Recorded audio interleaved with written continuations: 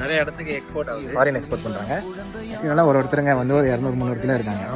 சவுண்டே பட்டா சாப்பிடுவாங்க. காற்று மலையில் மோதலாம்.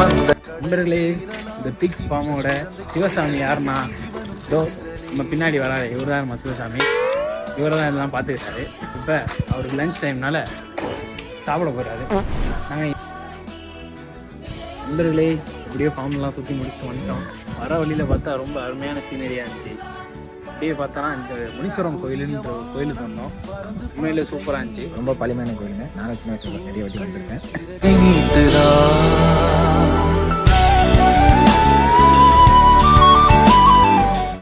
நண்பர்களே, எப்படியும் இந்த நாள் ஒரு நல்ல ஃபைன் டேவாக முடிஞ்சு. இது வந்து அன்எக்ஸ்பெக்டட் டே. அதெல்லாம் பிளான் பண்ணி வந்து சூப்பராக இருந்துச்சு.